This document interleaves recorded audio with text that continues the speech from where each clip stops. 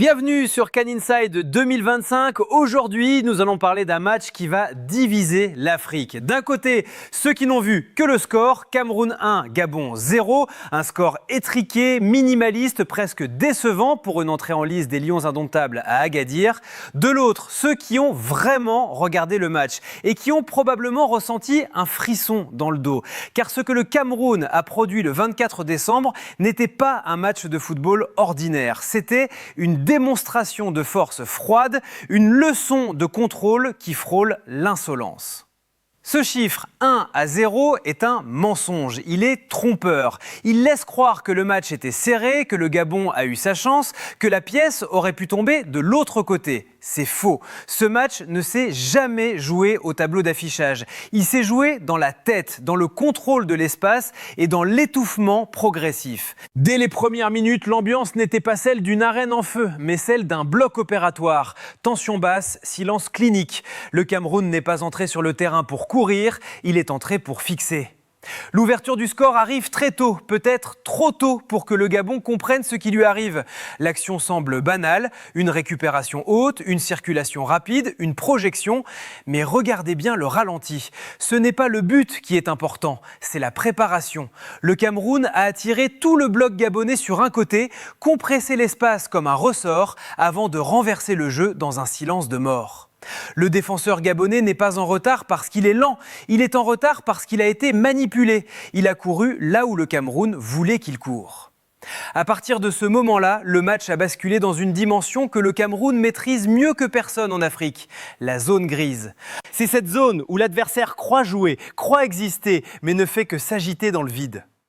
La question n'est pas de savoir pourquoi le Cameroun a gagné. La vraie question, la plus inquiétante pour les futurs adversaires comme le Maroc ou le Sénégal, c'est comment peut-on dominer aussi outrageusement un match sans jamais donner l'impression de forcer, sans jamais transpirer, tout en laissant l'adversaire respirer juste assez pour qu'il ne meure pas tout de suite. Dans le prochain segment, nous allons analyser l'arme principale de cette victoire, le ballon. Ce soir-là, le ballon n'était pas une munition pour attaquer, c'était un sédatif pour endormir la bête. Pour comprendre l'ampleur de la maîtrise camerounaise, il faut s'arrêter sur une séquence précise, survenue au milieu de la première période. Pendant près de 2 minutes, sans interruption, le ballon a circulé dans les pieds camerounais. Pour le spectateur lambda au stade, c'était de l'attentisme. Certains commençaient même à s'impatienter. Mais pour un œil expert, c'était un moment effrayant de lucidité. Le Cameroun ne cherchait pas à marquer le 2-0. Il ne cherchait pas à progresser. Il cherchait à lire. On sentait presque les joueurs scanner le terrain, comme des architectes mesurant la résistance d'un mur avant d'y poser une charge explosive. C'est là que le ballon change de fonction. Il n'est plus une arme, il devient un sédatif. Le Cameroun a utilisé la possession pour casser le tempo, le relancer, puis le briser à nouveau. Imaginez ce que cela fait dans la tête d'un joueur gabonais. Vous courez, vous croyez pouvoir intercepter, et au dernier moment, le ballon glisse vers un autre défenseur central. Encore et encore. C'est une fatigue mentale terrible. Le Gabon a eu le ballon par séquence, oui, mais c'était des possessions sous surveillance. Le Cameroun les a laissés jouer en périphérie, loin des zones dangereuses, comme on laisse un enfant jouer dans un parc fermé. Et défensivement, c'est là que la zone grise prend tout son sens. Le Cameroun n'a pas pressé comme des chiens fous. Ils n'ont pas cherché à récupérer le ballon haut à tout prix. Ils ont pressé pour orienter. Observez le positionnement des milieux de terrain. Ils fermaient les axes de passe vers l'avant, obligeant le porteur de balle gabonais à aller s'enfermer sur les côtés, dans des couloirs sans issue. Le Gabonais croit avoir une solution, il s'engage et clac, la porte se referme. Il se retrouve face à un mur invisible. Cette stratégie a transformé le match. Le Gabon ne jouait plus pour gagner, il jouait pour survivre à la sensation d'être toujours en retard d'un demi-temps, toujours à glisser dans une direction que l'adversaire a choisie pour vous. C'est une forme de manipulation spatiale de très haut niveau. Dans le prochain segment, nous allons voir ce qui se passe quand le Gabon tente de se révolter en deuxième mi-temps. C'est là que le Cameroun va déployer sa deuxième arme, l'amortisseur, ou comment absorber la colère de l'adversaire sans jamais rompre. Au retour des vestiaires, le scénario semblait devoir changer. Le Gabon est revenu avec une idée claire, mettre plus d'impact, projeter plus de joueurs, refuser de subir. C'était courageux. Mais cette poussée d'adrénaline s'est écrasée contre un concept tactique redoutable, la structure en amortisseur. Le Cameroun n'a pas répondu aux défis physiques par plus de physique. Ils n'ont pas cherché à gagner les duels par la force brute, ils les ont gagnés par l'anticipation. Regardez attentivement les seconds ballons, ces ballons qui traînent après un duel aérien ou un tacle. Ils tombaient presque systématiquement dans les pieds d'un joueur camerounais. Les sceptiques diront que c'est de la chance. Les analystes savent que c'est du placement. C'est savoir où le ballon va tomber avant même qu'il ne touche le sol. C'est avoir ce demi-temps d'avance mentale qui rend la course inutile. C'est à ce moment précis que le match a cessé d'être une bataille physique pour devenir une bataille de la lucidité. À mesure que le temps passait, on a vu le Gabon se désagréger psychologiquement. Le transcript de ce match décrit parfaitement ce phénomène. Le Gabon commence à précipiter ses choix. Une passe tentée trop tôt dans la profondeur alors que le bloc n'est pas monté, un centre forcé vers personne, un tir déclenché dans un angle impossible. Ce ne sont pas des erreurs techniques, ce sont des signes de frustration. Le Gabon jouait contre la montre alors qu'il restait encore 30 minutes. Ils ont paniqué parce qu'ils sentaient que chaque effort physique se traduisait par un résultat nul. C'est un coup mental exorbitant, courir, pousser et voir le mur rester immobile. Et que fait le Cameroun face à cette nervosité grandissante ? Au lieu d'accélérer pour mettre le but du chaos tout de suite, ils ont fait l'inverse. Ils ont ralenti encore davantage. C'est d'un cynisme absolu. Ils ont allongé le temps, étiré les séquences, rendu le match inconfortable, visqueux. Il n'y a pas eu de siège spectaculaire du but gabonais, pas d'avalanche d'occasion. Mais le sentiment de danger diffus ne disparaissait jamais. Le Cameroun n'avait pas besoin d'attaquer à 5 pour menacer. Il suffisait d'un décalage, d'une transition propre, d'un ballon glissé entre deux lignes trop étirées pour rappeler au Gabon, si vous vous découvrez trop, vous êtes mort. Le Cameroun a rappelé une vérité brutale du football africain de haut niveau. Ce n'est pas l'équipe qui court le plus vite qui gagne, c'est celle qui impose son rythme mental. Le Gabon a cru jouer son match, mais en réalité, il n'a fait que jouer le rôle que le Cameroun lui avait assigné, celui de l'agiter face au calme.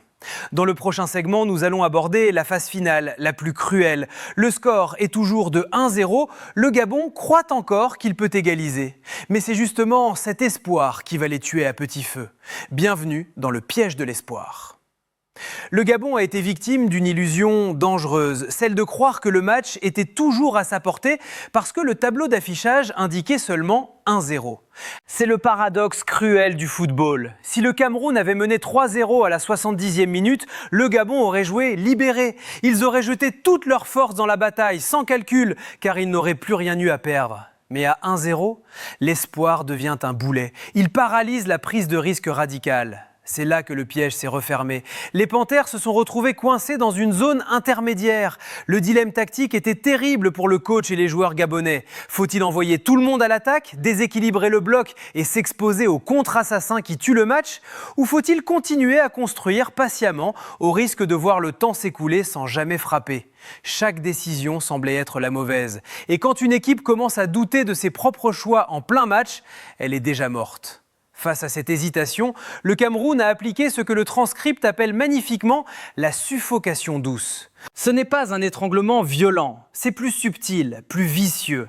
Les lions ont géré le sablier. Mais attention, il est crucial de comprendre que cette gestion n'était pas passive. Ce n'était pas juste dégager le ballon en touche. C'était une gestion active. Chaque touche jouée lentement, chaque relance retardée de 3 secondes, chaque faute obtenue au milieu de terrain.